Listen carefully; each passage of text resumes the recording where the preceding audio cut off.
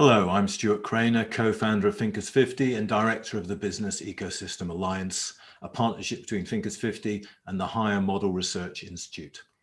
Thank you for joining us for this session on the new frontier for ecosystems.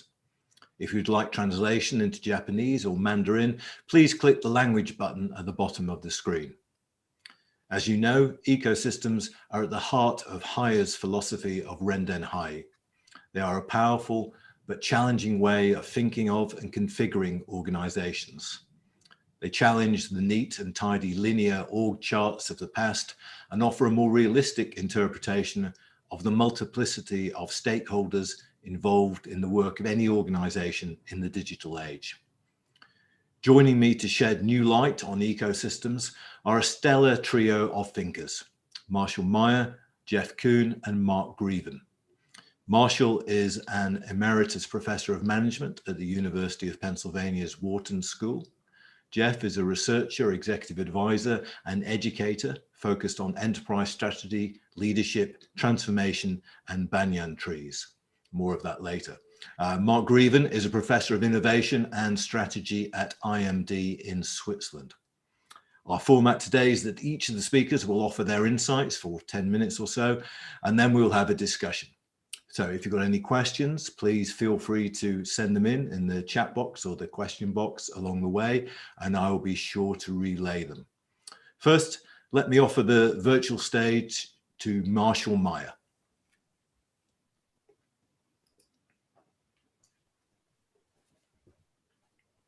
Good morning. Stuart, thank you for the kind introduction.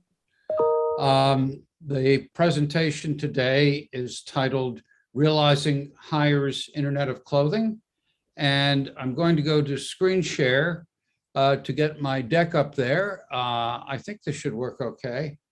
Can everybody see that deck? I think there we are. Yeah, it's terrific. Okay, terrific. So a caveat here, as most of you know, or many of you, at least many of you know, I've worked with Hayer for almost 2 decades. In fact, it is 2 decades this year. And some of what I'm saying is going to be, if not Hayer specific, specific to firms and firms whose ecosystems are in fairly mature industries. This is not a tale of Silicon Valley. Hayer's core business remains household appliances, and their ecosystem in this presentation, Realizing Hayer's Internet of Clothing, are folks in the clothing, home textile, detergent, and closely related industries. So let me proceed. Let me proceed if I can here. Okay, so I want to start with the vision of what Hayer calls the Internet of Clothing, which is now encompasses much, if not all, of their washing machine business. The entire Internet of Clothing, or what I'll call the IOC, encompasses the full life cycle of clothing, including design, manufacture, distribution, care and storage of clothing, largely in the home, though it could be in commercial laundries also, or community laundries, and finally, disposal, recycling of clothing. The first 3 stages are fairly well developed, facilitated by computer-aided design, also by RFID tagging, hanging tags largely, tags on the hangers for clothing. And Hayer's emphasis, from my perspective, has been largely on the 4th stage, the care and storage of clothing in the home, and parenthetically, community laundries. And this care and storage of clothing in the home, aided or abetted by the internet, is one of the core elements of Hayer's larger smart home strategy. Now, what are the challenges of care and storage of clothing in the home?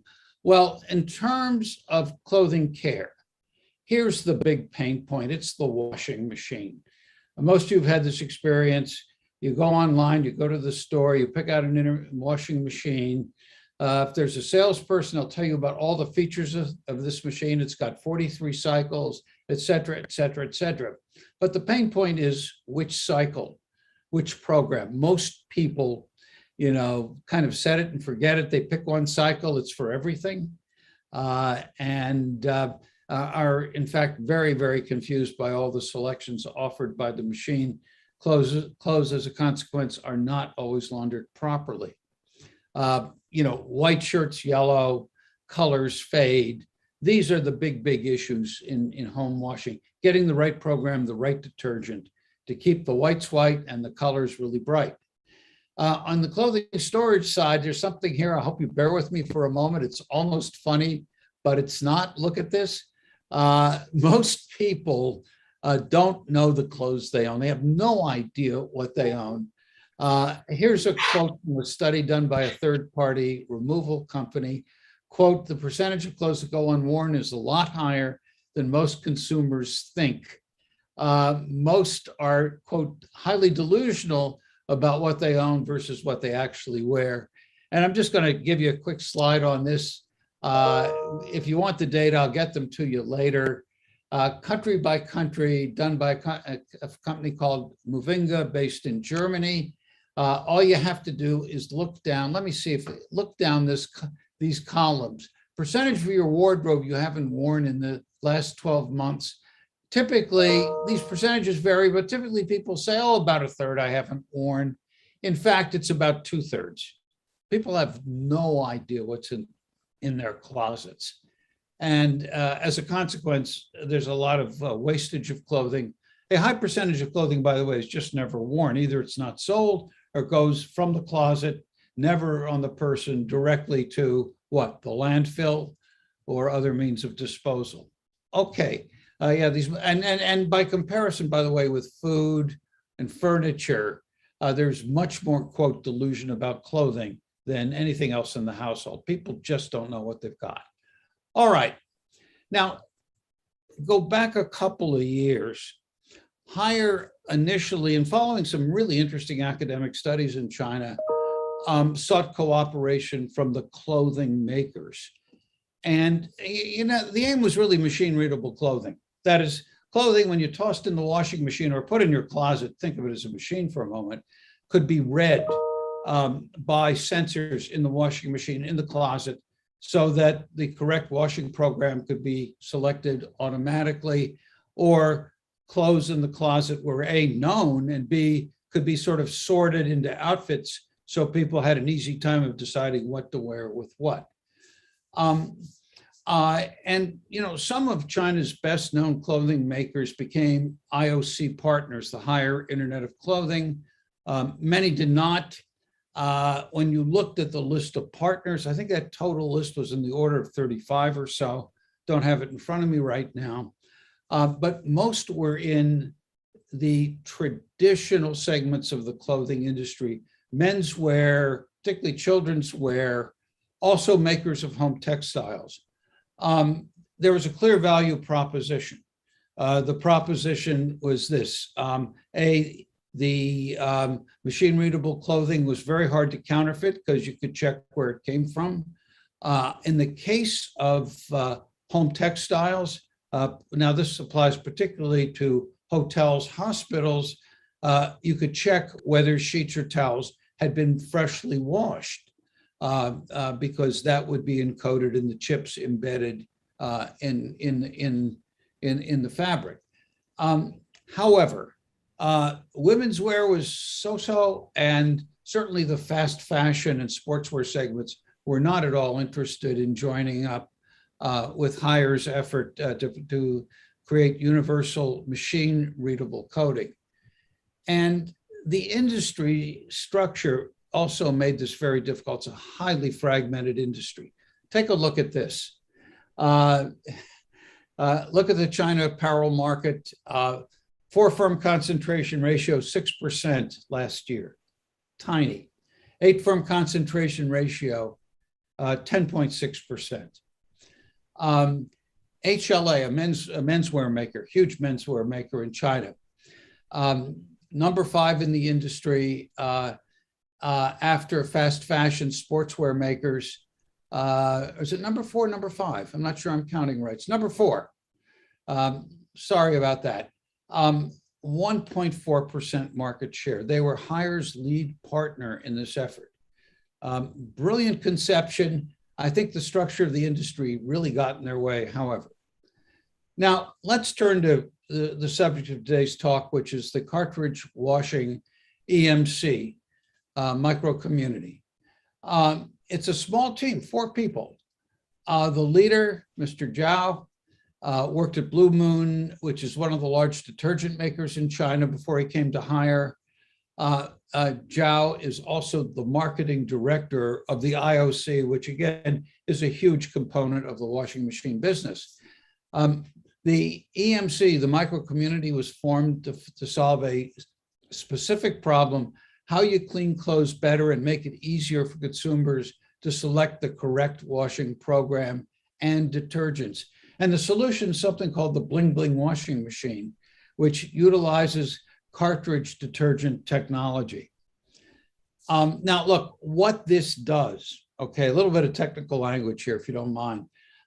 It does 2 things. It keeps colored clothes brighter, white clothes whiter. How does it do it? Stain removal. It basically injects something called proteinase into the washing solution, water plus detergent. Proteinase breaks down protein stains very, very well. The problem is its half-life in the water plus detergent solution isn't very long. So it has to be a liquid and it has to be injected at a precise moment in the cycle. So it requires a special technology to do it. Again, cartridges with liquid injected at the precise time. The same thing for the problem of color. Very, very interesting here. Color dims not because dyes fade, but rather because the surface gets abraded and light doesn't diffuse very well. And so in order to fix the abrasion of the cellulose on the surface, you use something called cellulase, which will clean up the surface. And in some of the promotional videos from Haier, you've got little bits of cellulase going around there, snipping off the damaged cellulose, and off it goes down the drain. But again, the same problem with cellulase as with proteinase.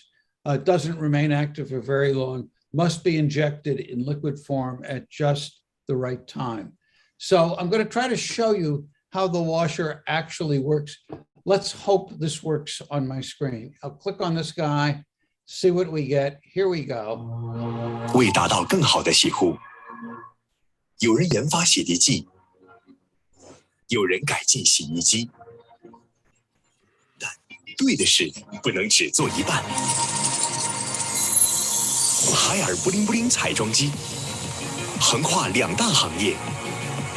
原装 B-Box 彩妆盒，独立分仓，发挥酵素活性。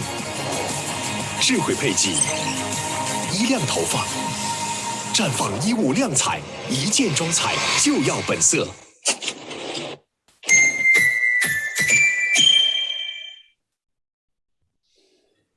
Okay, so you heard the bling bling at the end there, right? Okay, now here's what's so interesting about the bling bling. It's based on a conventional washing machine. It's modified, so it's not all that expensive to produce. Currently requires manual selection of fabric. You can do it on the machine on some models. It'll offer you 20-some selections. You can download other programs from the cloud via an app. Water quality is programmed automatically based on location of the machine. That part is easy. Okay, now look what happened though. Here's what's so interesting. The bling bling was introduced December 31st last year, say the beginning of this year, 2021.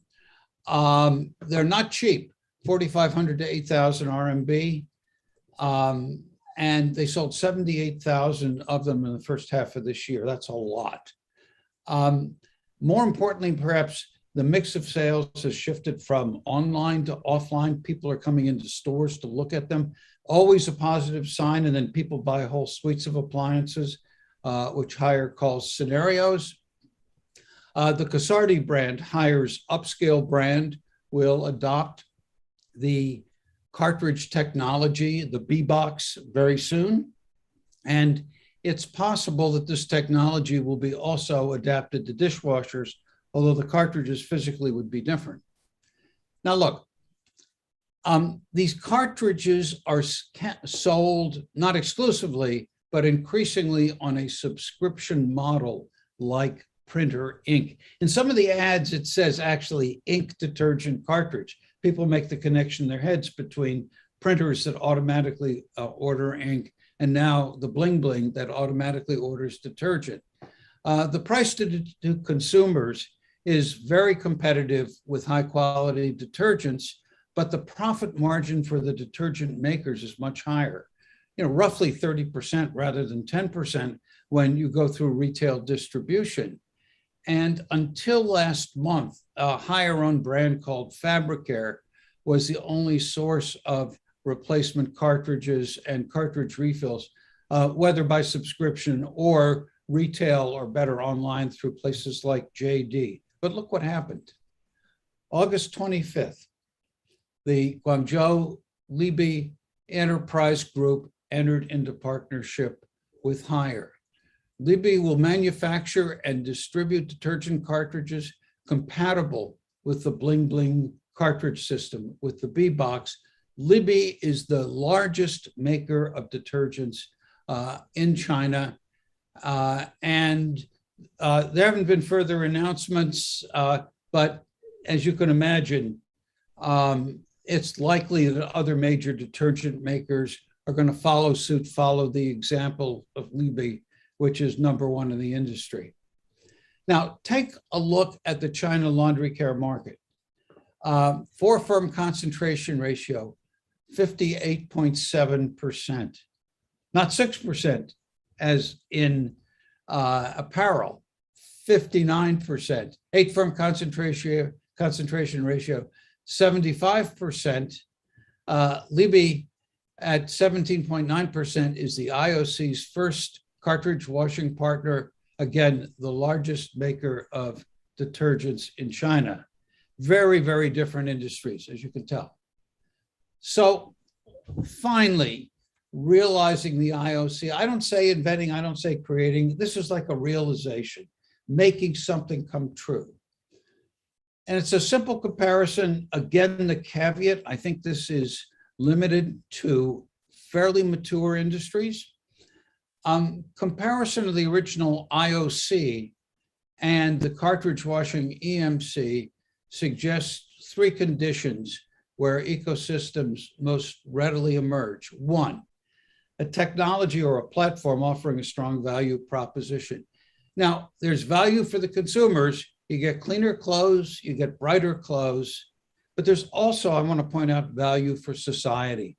If clothes stay cleaner, they stay brighter longer, you're going to use and dispose of fewer of them.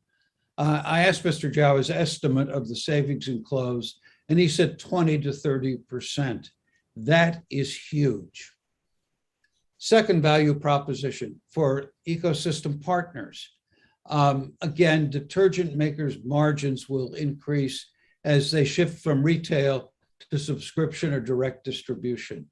That's really important. They have an incentive to join up. And third thing here, and I want to point out, may be controversial, I'll be interested in the conversation, is industry concentration. Ecosystem partners from concentrated industries can more readily observe each other and agree on standards than firms in highly fragmented industries. Again, compare the apparel industry and the detergent industry. The apparel industry is highly fragmented, both in terms of producers and distribution channels, whereas the detergent industry is quite concentrated. So that's my pitch, that's my presentation. Look forward to the discussion. Thank you so much. Thank you very much, Marshall. I'm not sure my clothing delusional level is very high at all, but really amazing where this is going. It feels like detergent cartridges are the industry's Nespresso moment. Also striking how small the team is, which ignited this, only 4 people. Thank you very much, Marshall. Next up, we have Jeff Kuhn, who will be talking banyan trees, amongst many other things. Jeff, thanks for joining us, and over to you. Okay, very good. Thanks, Stuart. Let's see here. Let's screen share and we'll be good to go. Okay. Can everybody see my screen? Good. Okay. All right. Well, thank you, Stuart, for the kind introduction. And Jeff, I'm sorry. Not yet. Yes. We can't see you. Can't see my screen. Okay. 1 second.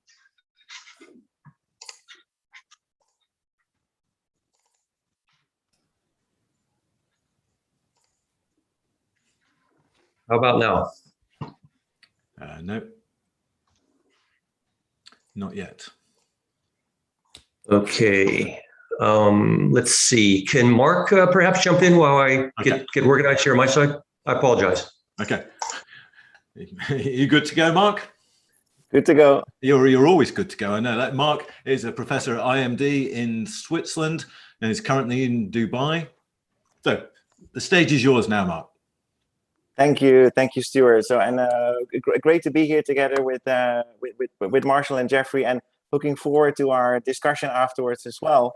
So, I was lucky to be on a venture to China, starting 15 years ago in 2005, to study innovative companies, and I ended up studying lots of emerging ecosystems, from Alibaba to Haier to Ping An and others, and then I figured, like, this is really fantastic, but what are we going to do with all this knowledge, and can we bring that actually to existing incumbents in other parts of the world? So that brought me actually to try to find sort of the secret recipe, if you like, of ecosystems, particularly very focusing on how to apply some of those ideas.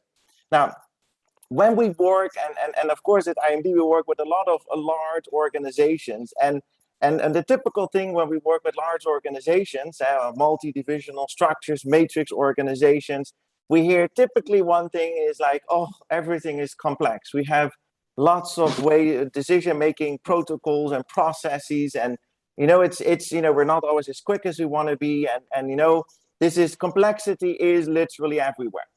So then Mark comes in and says, what you should do. Have you considered building an ecosystem? Because, there's so much power in leveraging partners for building an ecosystem. You can do much more, and you can co-create your future together with others. And then sometimes, well, not sometimes, very often the response is, oh no, that's even more complex. My already complex world became even more complex. So what did we do? And what did we do at IMD? We said, let's look at some of the companies that apparently have worked out how to reduce that complexity and expand into ecosystems without making the life of executives and leaders endlessly complex. And of course, the hunt started with Haier, because it is one of the most fascinating companies to study and to work with, and try to figure out what is some of that, what did they do to prevent that life becomes so complex that working with partners and working in ecosystems of dozens, hundreds, and sometimes thousands of other third-party players and third-party suppliers, how we're going to do that. And then we find out there is some sort of a secret recipe, and I don't think it's the only part of the story, and I don't think it's the only recipe that is out there, but it is a recipe that we find in a lot of other organizations, and we're also going to share some of those with you. So one of the things that you realize when you dive into Haier is they have all these micro enterprises, lots of small businesses and small organizations everywhere, and it's in the thousands, right? It's amazing if you think about it. It's thousands of small, mini companies that are part of this Haier ecosystem, and then on top of that, there's a whole group of external companies and suppliers and partners that are all connected to this Haier platform. So then the question I was like, if I'm a small company and I, of 10 or 15 people and micro enterprise in, let's say, marketing or new product development, how do I know stuff? How do I know where to find a talented person? How do I know, if I need to book a meeting room in the building, where do I go? Because, I'm autonomous and independent as a little enterprise, but obviously I have lots of resource, information, and communication needs. And what we find out is that actually really a large number of internal, let's call them shared digital services or internal platforms that have been facilitating the communication and coordination between all these different micro enterprises, but not only inside Hire as an organization, but also outside of Hire. So some examples here on the slides are the Cosmoplot platform, which is relatively well known, which is basically a coordinating mechanism for the industry to build smart manufacturing solutions and pull in and get together all kinds of resources. We have, of course, the Hope Innovation Platform, which sole purpose is, to leverage the collective intelligence of the masses and, get great ideas inside, but also do that in a really clever way for people that work inside Hire or inside the ecosystem. Now, in the upper right, and apologies for a slightly grainy picture, but this is a screenshot of an HR analytics tool. And in particular, there's this one little thing in that HR analytics tool that they have, which is called HR Big Data Analytics, which is an amazing tool that allows people in micro enterprises, so some of those thousands of small companies in Hire, to actually find people inside, to recruit to work for them, or outside of Hire's ecosystem, and know what are their capabilities, what can we do. So we see that Hire has been really quite successful, not only in bringing a new philosophy of how to rethink the way we organize, but also found very practical ways and leveraging digital technologies, digital tools, shared services and platforms to actually solve one of the bigger problems if you are a very large company, which is reducing the complexity of working together. And I think this is fascinating, and it has always remained fascinating. Now, when then we were looking at sometimes we come into a classroom or we work with executives and they say, yeah, Mark, that's nice, but that's just Hire. You cannot come up with the next example. So then what we do, we went on and we studied another company, fantastic company in the south of China called Ping An. Really interesting business, insurance, right? Completely different field, professional financial service industries. And actually, this company is not only probably one of the largest or the largest insurance company in the world, it also runs two of the most impressive digital platforms, one in digital healthcare called Ping An Good Doctor, and another one which is called Lufax, which is actually one of the largest wealth management platforms out there. They build an ecosystem around insurance and financial services that goes all the way to healthcare, wealth management, and believe it or not, even secondhand cars and real estate. So how they built that and not went crazy with the complexity of that business, just imagine all the regulatory conditions around that as well. They actually launched a company which is called Ping An Technology, which you could say is an incubator of all of those types of shared services and platforms that glue together all of those business processes within the group, but also between Ping An, their partners, and their customers. So very interesting, slightly different approach than Hire, but a similar logic. Then, we have more critics. They come in and they say, this is nice, but that's China. And I hear this often. And I spent 15 years living and working in China. And every time I went back to Europe, they say, yeah, that's China. That's never going to work anywhere else. And then I say, no. Let's look further. So went to work on with a company called Bayer, which is Bayer's particular division on crop science. And what they do is really simple. It's not simple, don't get me wrong, it's very complicated. But what they do is they sell seeds to farmers, so to grow crops. And they started to work with all kinds of partners. They think about fertilizer companies, drone companies, training, right? Farmers need training. Not every farmer knows how to farm. Even insurance companies. And that could be massively complex. But actually one of their secret recipes is a platform or an application called FieldView. It's actually a company that they acquired and refurbished which is playing the role similar to some of those digital shared service we find in Hire and in Ping An, but now in the case of farming and seeds and insurance. So very interesting, we found similar concept of how do we reduce the complexity of us working with ecosystem partners and do that in a way that does not drive our leadership and our employees crazy and add to their complexity. Now, then we have the last set of critics that say, you know, this is all nice, but that's only for really big companies. And, you know, a small company cannot build really an ecosystem and it's never going to work out. Now, and then I was lucky to be in Switzerland at some stage and work with a company called Mammut, which is it's not a massive company. It's a medium-sized company, maybe $100-something million business, and they make gears for people that love to walk in the mountains. So it's a mountaineering equipment company. They also realized that, you know, when you walk in the mountain, you need a lot of other stuff. You know, you need to go to which mountain, how to climb the mountain. Perhaps you want to share it, you want to be part of the community. So very quickly, they realized, you know, actually, we need a lot of ecosystem partners to satisfy the complex needs of my consumers. And then they also realized that's really complicated if I need to organize it because I don't have so much manpower. I only have small teams. I don't have a lot of resources for that.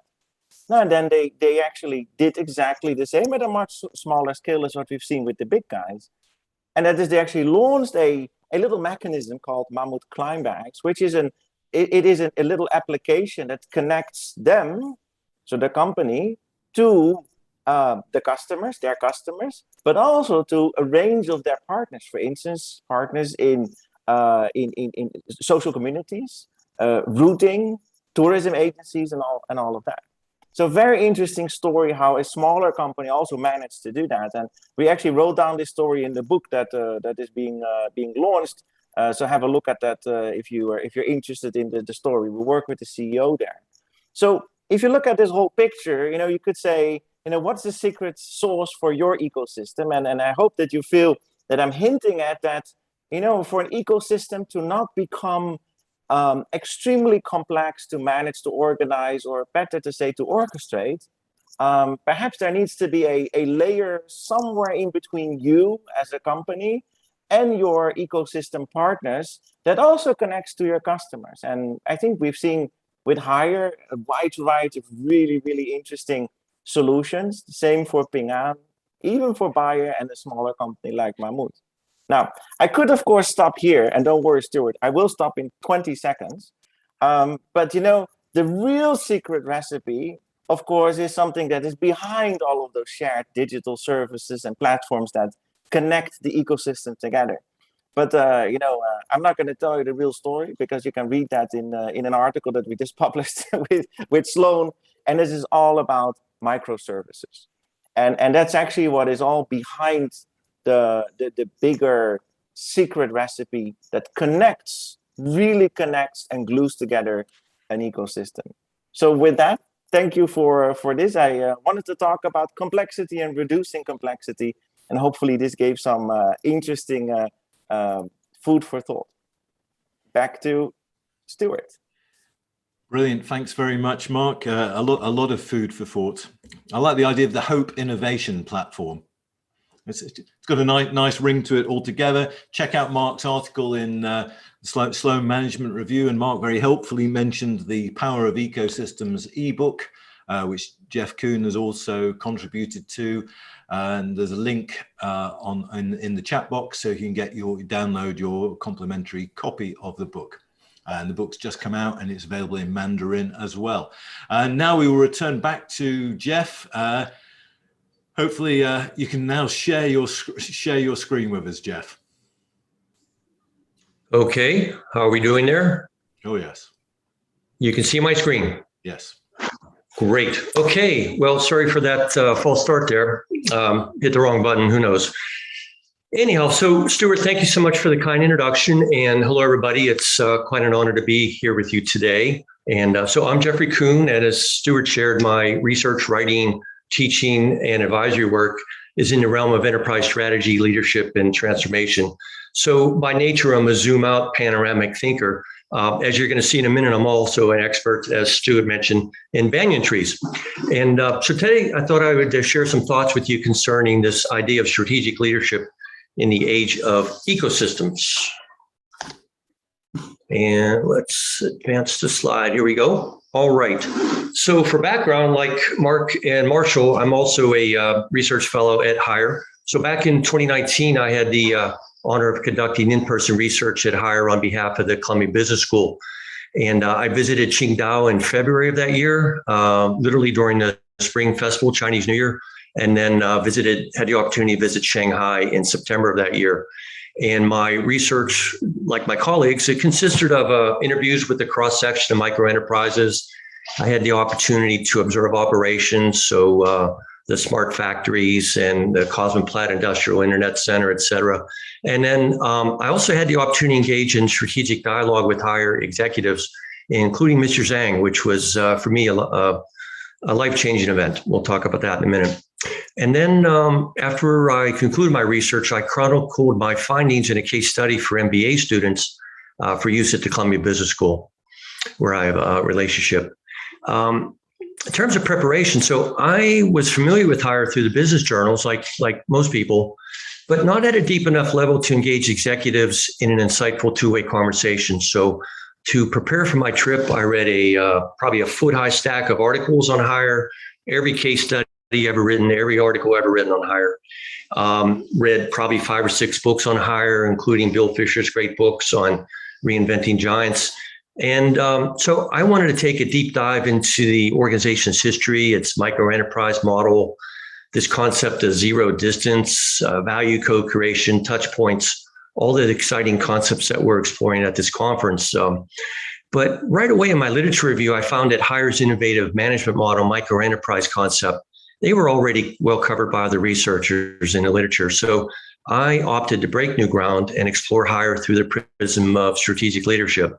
So you can see from my research question here that I framed for my field research at Hire. So I was interested specifically in addressing the question of what strategic leadership looks like in a Hire type context as compared to a conventional hierarchical organization that's optimized for equilibrium. So I was interested in that contrast. All right, let me move to the next slide here. There we go. Okay, so when I arrived in Qingdao for this would have been February 2019 for my first week of research, Hire was literally in the early stages of transitioning from its platform structure to its present day ecosystem model. So as a researcher, the ground was literally shifting under my feet. And candidly, I struggled to find what I call my strategic true north, which for me is an identifiable core business to anchor my thinking. So in my interviews, I was thinking in terms of core versus beyond the core growth, transformational growth, new ventures, et cetera, et cetera. But eventually I realized that Hire, like Amazon and many other 20th, first century firms, tend to be bound together by a central idea rather than a core business per se. And that was new thinking for me. But here's where it gets interesting. So you can see the photograph here. This is a photo I took during the first 5 minutes of my visit at Hire at its global headquarters. So during my visit, my trip started with a tour of the lobby of the executive building. And I had the most wonderful guide. And she paused in front of the banyan tree that's pictured here and explained how the tree's downward growing branches spawn new roots and trunks when they touch the ground.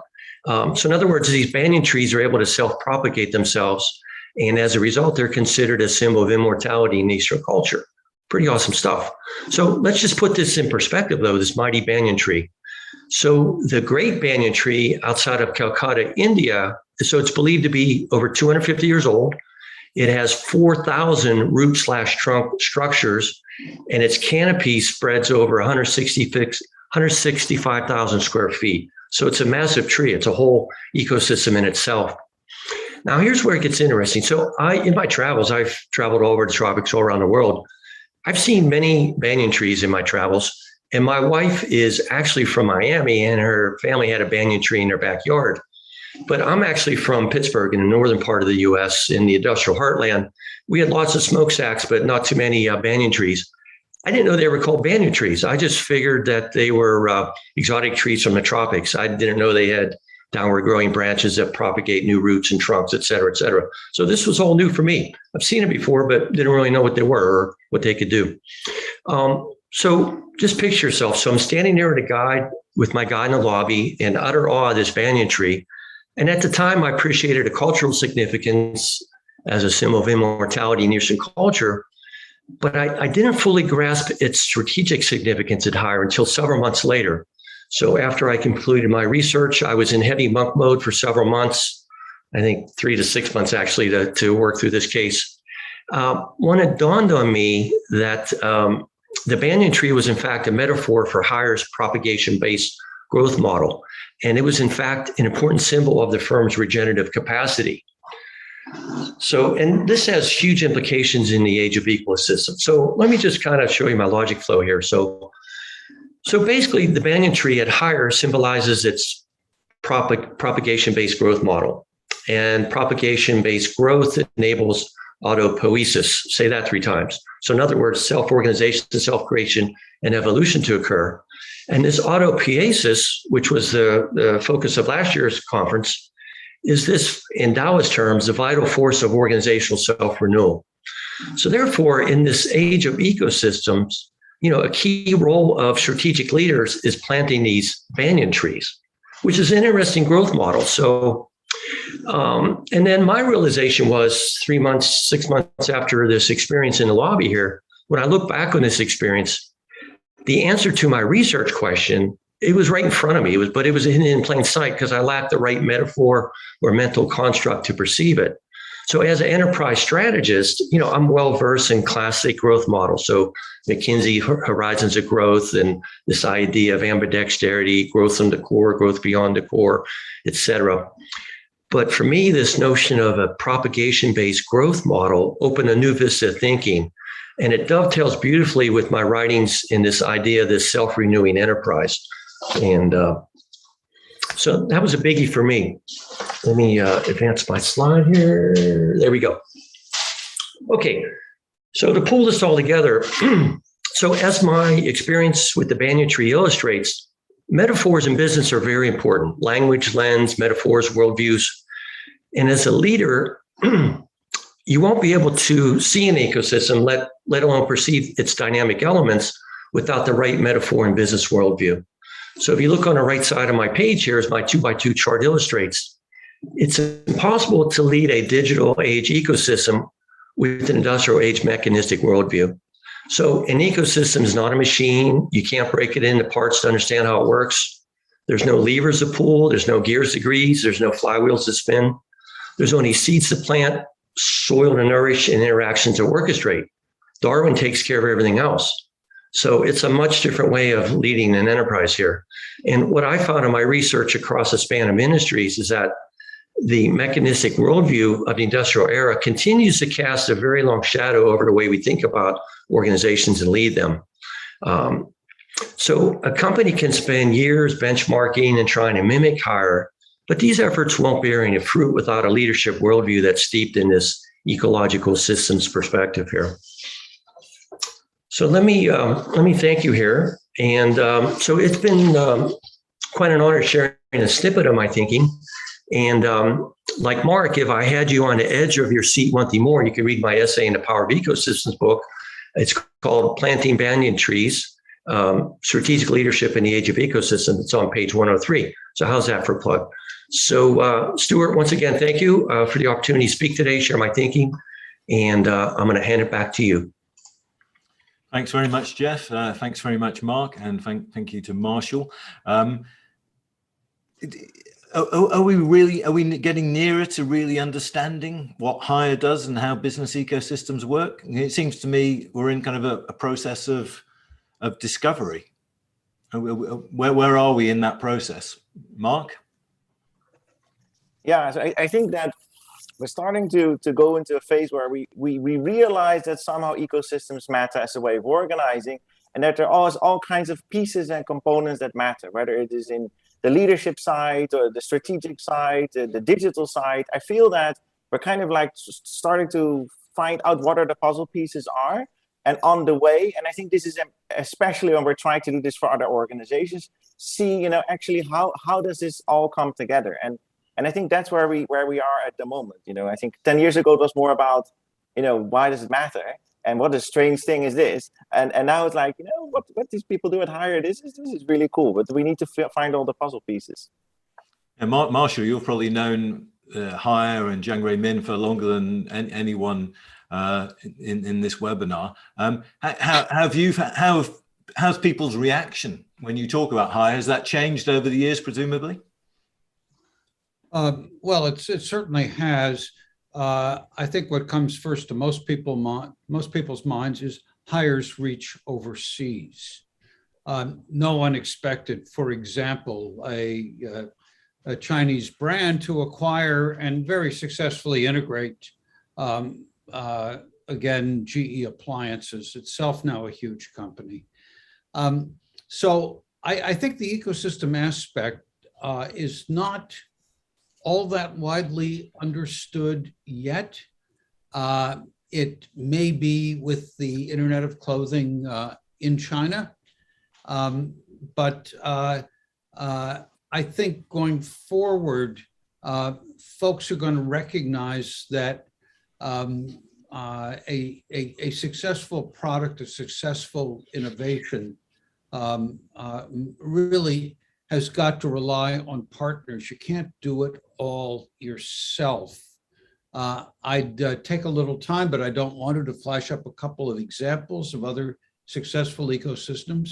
But I think what they have in common is something there at the core. It's a technology, it's an app that adds value for all the players. I think that's the success. Those are the essential ingredients.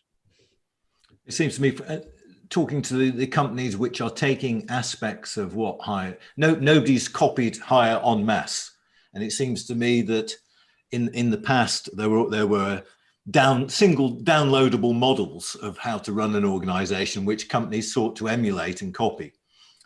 Whereas Hire seems to be more of a smorgasbord, that people pick one aspect of it and try and emulate it. So it's a much more fragmented take up of what Hire does. Does that sound right? I believe so. That's partly the nature of the publication or publicity process, but it's also, I think, the nature of Hire, perhaps the nature of China, where, hey, just as we saw here, Hire is willing to experiment. What works is adopted or adapted. What doesn't work is treated as learning, and they go on to the next thing. It's much, much harder, I think, for public companies in the West to do that. Yeah. How big's the Chinese cultural element, Mark? I mean, you spent 15 years there. I mean, it seems to me that the Chinese appetite and capacity to live with ambiguity and complexity is much higher than it is in the West, when we've been brought up in organizations, at least, on certainty and clarity. I think it's safe to say, and coming from the Netherlands, we're pretty well organized, and we like things to be organized as well. And I think what we see, or what I've observed in China over all those years, and talking to entrepreneurs in particular, I think is this this willingness to try out new things, right? Which is like embrace uncertainty, if you like. And I think this is especially the case when it comes to digital technologies. I think we have to admit that China has been extremely quick and also very widespread to adopt that. But I think there's another element there as well, which is about just pragmatism. I always find that the Chinese entrepreneurs and businessmen are extremely creative in finding solutions to make things work. And sometimes I just think that some of these developments were really not very much by design, but really just by let's solve this problem, and then hey, this is actually a good approach. We could try and do it again. So I think that pragmatism, I think, is another element, and that, of course, you find in lots of other cultures as well, to a lesser or more extent. So is it deeply Chinese cultural rooted? I wouldn't probably say that. I think it has a lot more to do with the context, the uncertainty in the context, but a little bit a Chinese source, probably yes. Janke Krings Kleber makes a point saying copy paste no longer works, as the ability to quickly adapt to changing market environments is key. This is a capability that has to be established via learning and training, like training is like a muscle. And she's also pointed out that what Hire is doing relates back to complex dynamics and systems thinking. Which is one of those things that's been around a long time, but has been not wholesomely embraced by organizations. Jeff, you were about to say something.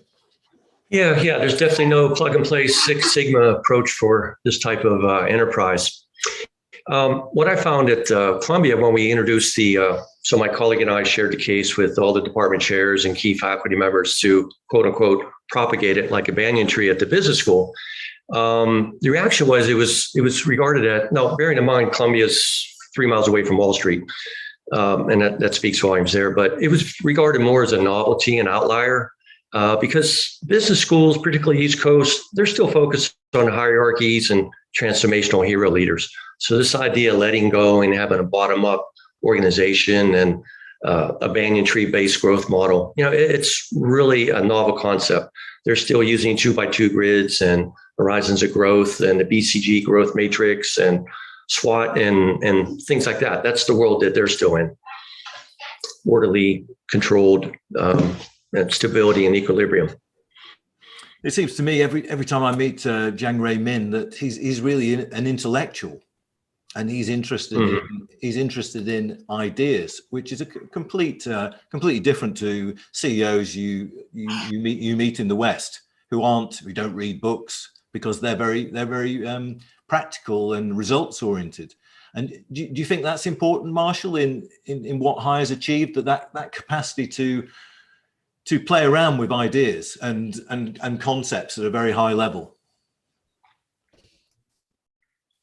I agree with that.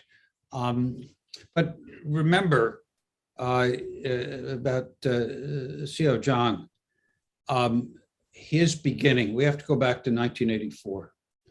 His beginning had very little to do with ideas.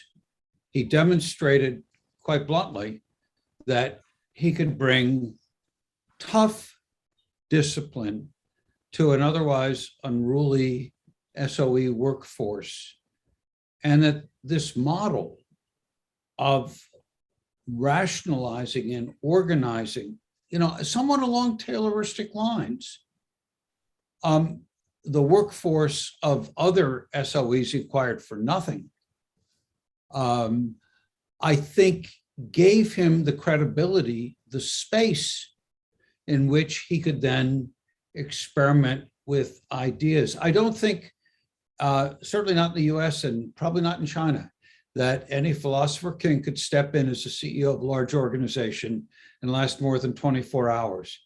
There's got to be muscle behind that. There's a good point by John Dobbin, who's watching, says, I wonder if executives of companies that are tentatively choosing components of Renden Hai simply lack the bravery and vision of Jiang Ray Min to go the whole way. And I think there is quite a lot of truth in that. Jeff, when you were speaking, I think you said you lacked the right metaphor or mental construct to really understand Hire. And it seems to me that we're still in search of a new language and new metaphors, your banyan tree, to really understand what Hire is doing and the way ecosystems work. So we're still kind of flailing around looking for the language, it seems to me. Yeah, I think we're still trying to. So I've done a lot of research on the cognitive dimensions, the whole mechanistic thinking and the transition to more ecological ways of knowing, et cetera, et cetera. So done quite a bit of work on that.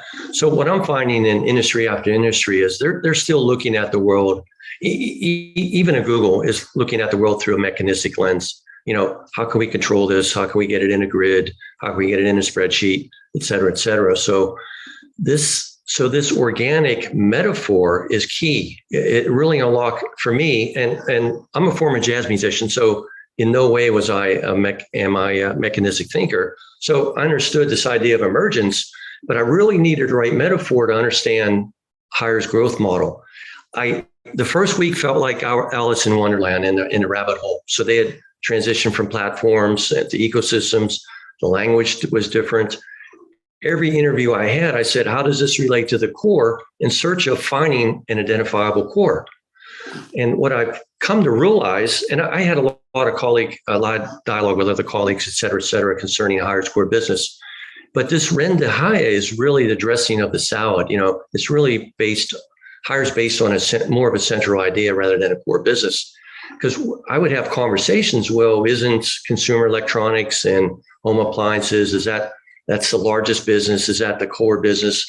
And the answer was, well, not really. We're in the world of better life solutions. So it was a struggle as a Western thinker, steeped in horizons of growth and growth from the core and growth beyond the core and close adjacencies and that sort of world. At Hire, you know, with this propagation-based growth model, the entire enterprise is in a perpetual state of metamorphosis and transformation. So that's what's fascinating about this organism as a new species, so to speak. But it seems to me perpetual transformation kind of works against human nature. I think our appetite for perpetual transformation as individuals is not that great. Is it?